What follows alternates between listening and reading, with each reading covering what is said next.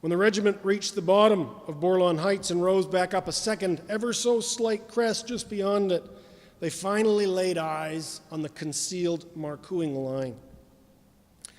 It was made up of a wide river of rusted barbed wire stretching across their front as far as the eye could see.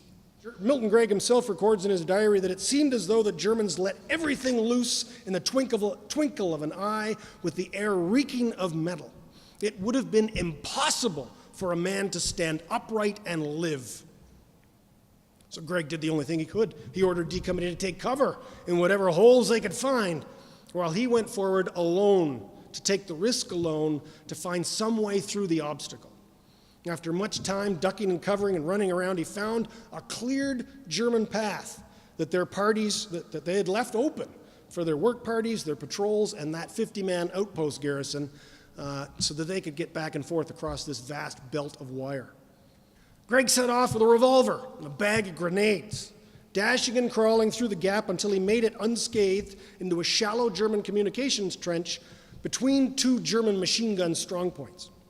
He turned to watch backwards in horror as the first 4 or 5 men following behind him were struck down, one by one by one by one.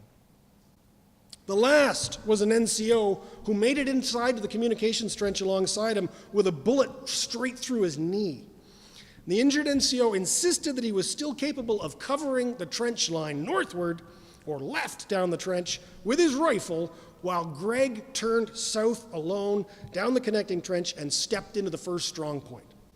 He shot the 2 German machine gunners inside it with his revolver at close range before they could grab their rifles, and then accepted the surrender of 18 others sheltered in a dugout beneath it.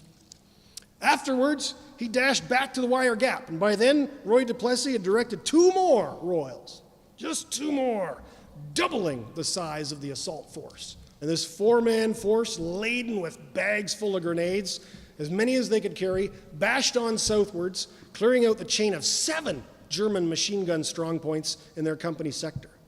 By the time they reached the last one, 3 German officers and 45 men had surrendered to them, not to mention the number they had killed. Milton describes what happens next best himself. He wrote, "We sat tight until the bunch of Germans got to about 20 yards in front of us, and then we threw bombs for all we were worth. Those Germans not killed or wounded in the grenade volley turned and ran out of throwing range." Duplessis was a wonderful boy. He suddenly exclaimed, "I know all about German machine guns, sir. Let's give them some of their own." And there were plenty of them around, so he picked one up, got it up on the top, and began firing. Duplessis doing all the work, and I, with my tin hat touching his, feeding in the belt. It was effective shooting, and there was no want of targets. But suddenly I heard a terrible crash in my ear, and looking round, I saw Duplessis' tin hat spinning through the air with a large hole in his back. He was hit through the face and just sighed as he went out.